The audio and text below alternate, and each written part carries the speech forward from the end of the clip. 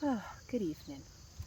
It has been a long time since I got a video posted because I said in the last one that I probably wasn't going to have time for editing, and I was trying to edit a video and it's not working. So we're going to do a straight run, shoot a couple of little things, and that's going to be posted because that's what I have time for.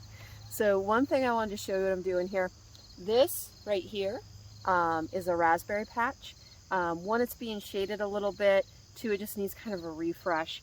So what we're trying to do, this is something that actually happened at our old home by accident, where we had a raspberry bed, we had a pathway, and then we had a garden bed, and the raspberries took over that bed completely, like it seemed like overnight. So what we're doing is we're putting our chickens in this A-frame and encouraging them to till and disturb the soil. And we're hoping what happened unintentionally at our old house will happen intentionally here, and our raspberry bed will just move in this direction. So there's one update for our homegrown fruit. Okay. The other thing we're working on is expanding our garden for next year. So we've been using our chickens over this space in a total of 6 tractor moves. Our chicken tractor was right there. That's like an 8x8x4 box, so about 64 square foot every time we move it. And we've just kind of been moving them slow on this space so they disturb the soil. And then when we mow, we put our grass clippings down. So this is 3 clippings of the yard, which is roughly an acre, with trees and a garden space and landscaping taken out. So we're just going to let that break down. We're going to cover it with brown paper, cover it with leaves, let that break down more, and then we're going to plant in it. So let's see if we can find any worm activity underneath any of these clippings. Okay, so the whole idea of like your deep mulch and things is to encourage your worms. And there we've got a worm coming up. I don't know if I can find any others. They're always, of course, going to make liars out of me if I say this is encouraging our worms. I'll look in 1 or 2 more places and we'll call it good. But that's the idea. When I've uncovered garden beds that I've mulched deeply, sometimes there's just worms absolutely everywhere. Like I said, this is making a 100% liar out of me. I'm sure they're there. You're gonna have to believe me on that one. Now let's go look at the garden. Okay, so pole beans are looking absolutely wonderful. If you look up there, you're seeing some that are drying, so they're doing really well. They're starting to die off, but my gosh, look at the amount of beans that are here.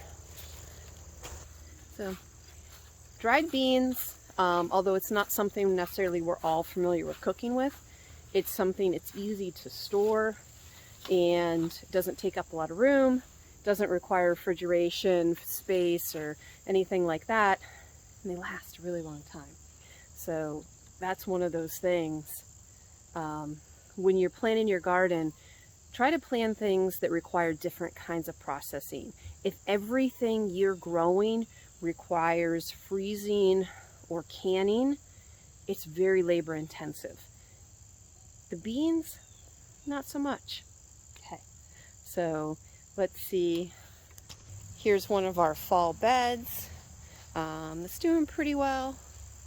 And down here, we're getting some mold damage. Okay, this is not the best time of evening to film because shadows are really high. Getting some mold damage right there. You can see the mold moving through. That's why I put that spinner over there to try to kind of manage the moles. Now, provided that one is not going to be the one that takes care of this whole garden space, I think over time I need to add multiple of those and see if that makes a difference, but just have one right now. Okay, so I have mentioned before I had a lot of fall garden disappointment. One thing I decided was one of my issues in my cabbage bed. Right here was potato bugs, pill bugs, those little guys that roll themselves up into a ball. And if anybody has a thought or a solution to this, let me know. When you do real deep mulching, it seems like, especially in our garden, we get a lot of pill bugs underneath the mulch, and they are actually good because they're shredding the mulch and turning it back into soil, which is awesome. But then they're also hitting our plants. They'll take out your seedlings, which I think is part of my problem with my cabbage. So what I did here is I just brought out our dog fence. I put some cover over top, and I've had a couple chickens in this space. That's what was in the video that I was attempting to edit, but like I said, I just don't have time to edit. So this is what you're getting. Sorry that you're missing the chickens in the pasture or in here, because it is entertaining to watch them, but that's life right now. Our our late season zucchini is looking real nice, and we've got some little baby zucchini started there. So the plant itself looks great. I'm really excited to see how that does. And then these are my late shot of tomatoes that I planted. Now, provided the plants don't look perfect, but I'm not looking for perfection in any portion of my life. But look at all of those tomatoes, and that's just on one plant. There's a spider. So these are looking really good. Worst case scenario, I'm going to get a ton of green tomatoes that I will take inside, let some ripen on the counter, or you can make salsa verde with green tomatoes. There's also other green tomato recipes out there. There's one that I have, message me if you want to know the book, because I don't have it with me right now, but it's one where you roast green tomatoes and regular tomatoes and onions and I forget what else, and you roast it, and then we serve it over rice with kind of like a sweet and sour type sauce, and is really good. So don't throw out your green tomatoes. There's stuff you can do for them. It's like start searching stuff, because that's a horrible waste. Green tomatoes are useful.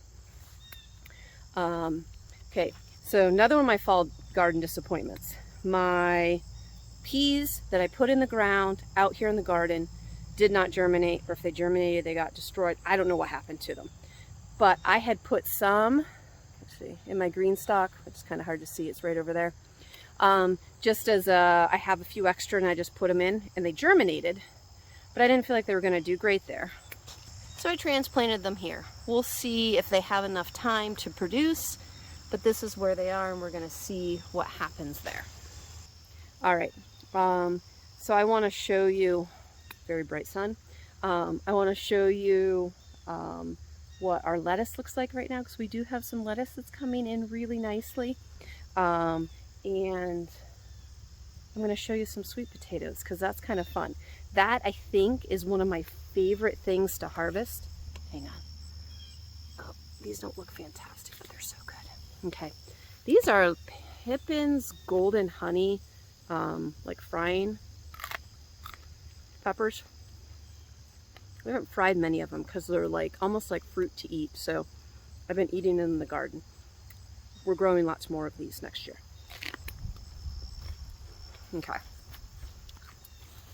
Hang on. I'm going to show you our some of our sweet potatoes hiding in this mess. It will take a minute. Again, I don't have a ton of time to edit, so you're just going to be seeing some leaves till I can find the sweet potatoes. But I think it'll be worth it. So hang on. Let's take a look. Okay. Right there. That's a beautiful sweet potato. Pretty sure there's another one. There's the top of another one.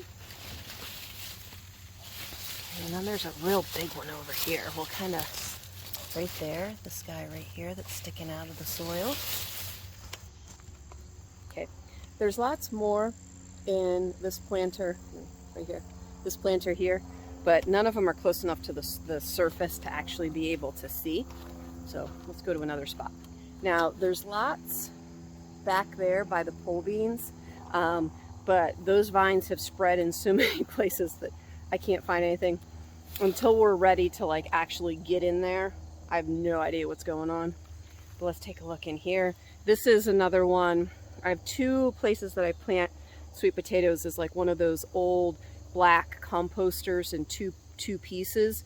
This is the base. The top's over there, but we couldn't see anything in it because they're too buried.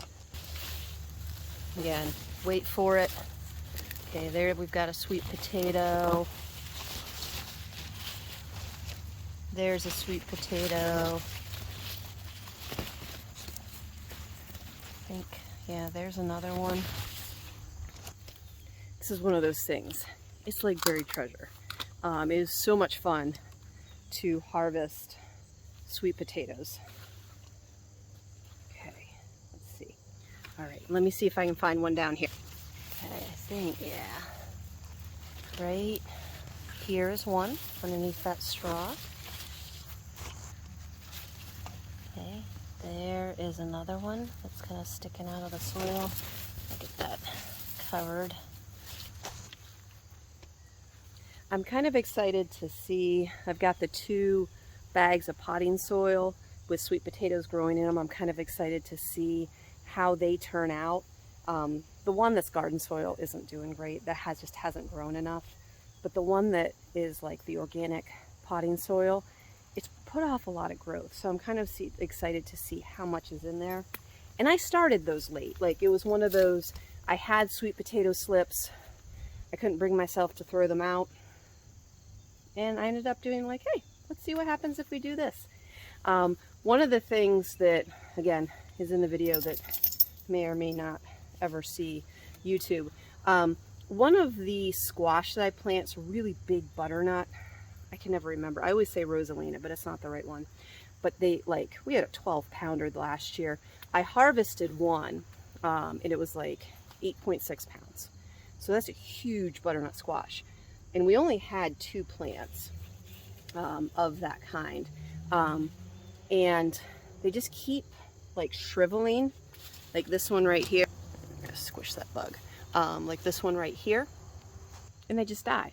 So every time I think we've got one that's gonna make it, it doesn't. But I harvested that real big squash hoping that the plants would kind of be encouraged to put more energy into the other squash that's developing. And maybe, like this one looks pretty nice. This one here looks pretty nice.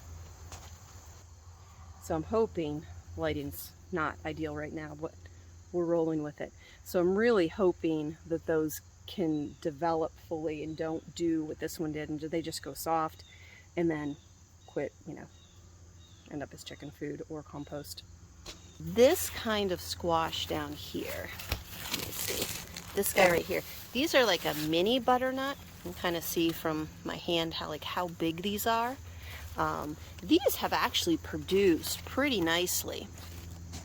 I'd like to do some more of those next year because they're a nice size. They're a nice size if we just needed some butternut squash in a meal on a weeknight to cut one of those up. The 12-pounders, there's just too much in there. There's just too much in there to like deal with on a weeknight. It's like has to be a weekend thing. You have to either freeze it or plan multiple meals that you're going to use that with when you're feeding the amount of people we are. So I'm kind of excited to see the flavor of those. Now here, it's a nice little bed of lettuce. Now this was kind of a lettuce mix that I just brought, a mixture of lettuce seeds that we had, that I'd harvested from some bolted lettuce here. And then these are also saved seed from my radishes that I planted and harvested the seed. They are germinating really well. So there's kind of an idea of when you use seed that grew in your garden, it's acclimated to your conditions. So it produces better, or has the potential to produce better as you save over generations than purchase seed from other places. So I'm kind of excited as I'm growing my knowledge base as to how to save seeds and what to plant and when to plant and all of those things. I mean, I've been gardening for 20 years and I always feel like there's more to learn, and there's always moments where I feel like a complete rookie. So, you know, there's moments where I feel like, yeah, I got it. And then there's just moments where like, I have no idea what the heck it is I'm doing. So we have to respect ourselves in that process. There's not perfection. There's just a learning process. There's putting seeds in the ground and seeing what happens and observing nature and loving, have your hands in the dirt. So there's probably other things I could show you, but this is getting long enough.